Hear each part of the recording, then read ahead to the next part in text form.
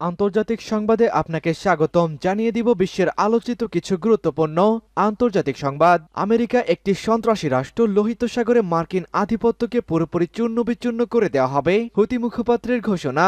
Biden এবং পশ্চিমাদের বারে বারে বুড়ো আঙুল দেখিয়ে যাচ্ছে মধ্যপ্রাচ্যের হুতি যোদ্ধারা, তাদেরকে যেন কোনোভাবেই দমাতে পারছে না এই মার্কিন ক্ষমতাধর প্রশাসন। এবারে তারা সরাসরি হুঁশিয়ারি দিয়েছেন আমেরিকাকে তাদের কর্মের উচিত জবাব দেওয়া হবে এবং মধ্যপ্রাচ্য থেকে বাইডেন প্রশাসনকে পুরোপুরি উৎখাত করে দেওয়া হবে।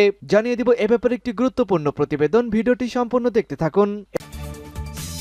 এদিকে এবার কপাল পড়েছে নেতানিয়াহুর। গাজায় যুদ্ধ শুরু হওয়ার পর নেতানিয়াহুর জনসমর্থন সর্বকালের সবচেয়ে নিম্ন পর্যায়ে রয়েছে। থাকবে মণিপুরে ফের সংঘর্ষ, পশ্চিম ইস্ফুলে দুষ্কৃতিকারীদের গুলিতে 2 গ্রামরক্ষী নিহত। এদিকে যুদ্ধ নয়, হামলার জবাব দেওয়া হবে ভিন্ন কৌশলে, বলছে মার্কিন প্রেসিডেন্ট জো বাইডেন। সর্বশেষ জানিয়ে দিব মার্কিন বাহিনীর বিরুদ্ধে আর হামলা চালাবে না কাতাইব হিজবুল্লাহ। দর্শক শুনছিলেন সংবাদ শিরোনাম, এবারে জানিয়ে দিব বিস্তারিত। তার আগে আমাদের ভিডিওটিতে একটি লাইক দিন এবং পরবর্তী আপডেট সংবাদ সবার আগে পেতে আমাদের চ্যানেলটিকে সাবস্ক্রাইব করে গোটা সংবাদ সম্পর্কে আপনার মূল্যবান মন্তব্যটি কমেন্ট বক্সে জানিয়ে দিন।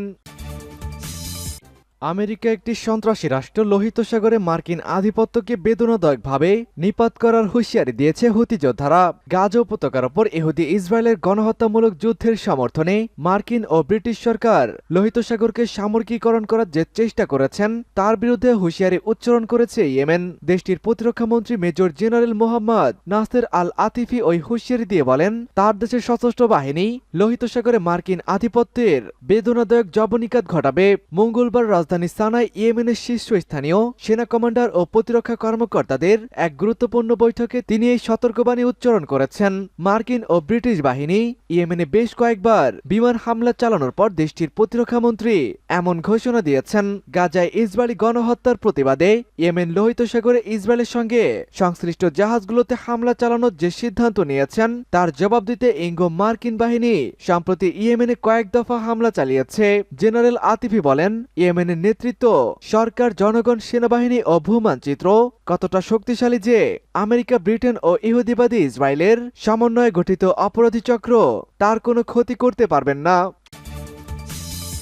গাজায় যুদ্ধ শুরুর পর নেতানিয়াহু জনসমর্থন নিম্ন পর্যায়ে পৌঁছেছে। ইসরায়েলের প্রধানমন্ত্রী বেনিয়ামিন নেতানিয়াহুর জনসমর্থনের কখনোই কমতি ছিল না, তবে গাজায় যুদ্ধ শুরু হওয়ার পর থেকে তার জনসমর্থন সবচেয়ে নিম্ন পর্যায়ে রয়েছে।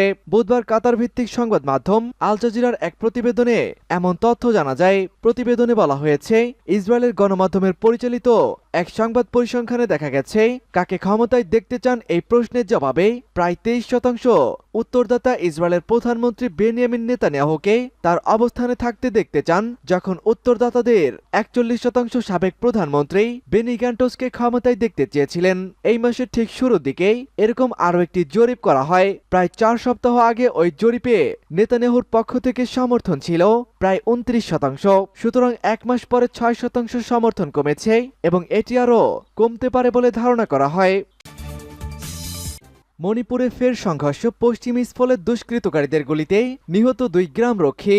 ভারতের মণিপুরে ফের সহিংসতা, গ্রাম পাহারাদার অস্থায়ী ক্যাম্পে হামলা চালালো 2 অজ্ঞাত পরিচয়ধারী দুষ্কৃতকারী। এলোপাথারি গুলিবৃষ্টি চলে পশ্চিম ইস্ফল সীমান্ত লাগোয়াতে, সেখানে গুলিবিদ্ধ হয়েছেন 2 গ্রাম রক্ষাকর্মী।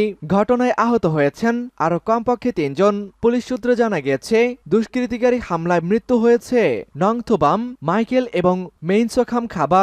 জঙ্গিরা হামলা চালানোর পর পাল্টা ক্যাম্পের স্বেচ্ছাসেবকেরা জবাবও দিয়েছিল। বেশ কিছুক্ষণ 2 পক্ষের মধ্যেই গুলি বিনিময় চলে। এক বিবৃতিতে পুলিশের তরফে জানানো হয়েছে, কাম্পকপি এবং ইস্ফল পশ্চিম জেলার সীমান্তবর্তী এলাকায় শত দুষ্কৃতিকারীদের সঙ্গে সংঘর্ষে 2 ব্যক্তি নিহত হয়েছেন। যুদ্ধ নয়, হামলার জবাব দেওয়া হবে ভিন্ন কৌশলে, বলছে মার্কিন প্রেসিডেন্ট জো বাইডেন। জর্ডানে মার্কিন বাহিনীর উপরে ড্রোন হামলার জবাব দেওয়ার সিদ্ধান্ত নেওয়া হয়েছে বলে জানিয়েছে যুক্তরাষ্ট্রের প্রেসিডেন্ট জো বাইডেন। তিনি বলেছেন, মধ্যপ্রাচ্যে বিস্তৃত ও বৃহত্তম যুদ্ধ চান না, তবে জর্ডানে যে হামলা হয়েছে তার অবশ্যই জবাব দেওয়া হবে। বুধবার পৃথক প্রতিবেদনে এই তথ্য জানিয়েছে সংবাদ মাধ্যম বিবিসি ও আল জাজিরা। প্রতিবেদনে বলা হয়েছে, বাইডেন বলেন, ইরান সমর্থিত কট্টর গোষ্ঠী এই হামলা চালিয়েছে এবং এর জবাব দেওয়া হবে। আমি মনে করি না আমাদের মধ্যপ্রাচ্যে বিস্তৃত যুদ্ধের প্রয়োজন। ইরান সমর্থিত একটি মিলিশিয়া গোষ্ঠী মার্কিন সামরিক ঘাঁটিতে হামলার দায় স্বীকার করেছেন। সিরিয়া সীমান্তের কাছে গত রবিবার সেই হামলায় আরো কমপক্ষে 40 জনেরও বেশি মার্কিন সেনা আহত হয়েছেন। গত বছরের 7 অক্টোবর ইসরায়েল হামাসের সংঘাত শুরুর পর ওই অঞ্চলে এই প্রথম কোনো মার্কিন সেনা নিহত হওয়ার ঘটনাটি ঘটল। এছাড়া মধ্যপ্রাচ্য জুড়ে সাম্প্রতিক সপ্তাহগুলোতে নতুন যেসব সহিংসতা দেখা গেছে তাতে অস্থির এই অঞ্চলের সংঘাত ছড়িয়ে পড়ার আরো উদ্বেগ বেড়ে যায়।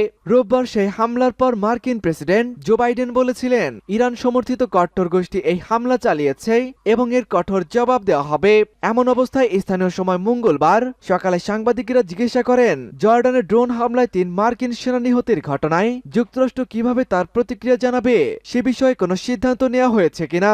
জবাবে বাইডেন বলেছেন আমরা অবশ্যই সে বিষয়টি ভেবে দেখব এবং হামলার ঘটনায় ইরানকে দোষারোপ করা উচিত কিনা তাও তাকে জিজ্ঞাসা করা হয়। তবে তিনি বলেন আমি তাদেরকে এই অর্থে দায়ী করি যে তারা এই হামলা করেছে এবং তারা সেই সশস্ত্র গোষ্ঠীকেই অস্ত্র দিয়ে সহযোগিতা করেছেন। মার্কিন বাহিনীর বিরুদ্ধে আর হামলা না চালানোর ঘোষণা দিয়েছে কাতাইব হিজবুল্লাহ। ইরান সমর্থিত ইরাকি সশস্ত্র গোষ্ঠী কাতাইব হিজবুল্লাহ মার্কিন সেনাদের বিরুদ্ধে তাদের সামরিক অভিযান স্থগিত করার ঘোষণা করেছেন। গোষ্ঠীটি এক বিবৃতিতে জানিয়েছে ইরাকি সরকারের বিব্রতকরণ রোধ করার লক্ষ্যে এই সিদ্ধান্ত নেওয়া হয়েছে। জর্ডান সিরিয়া সীমান্তের কাছে ড্রোন হামলায় 3 মার্কিন সেনা নিহত হওয়ার পর এই সিদ্ধান্তটি নেওয়া হয়।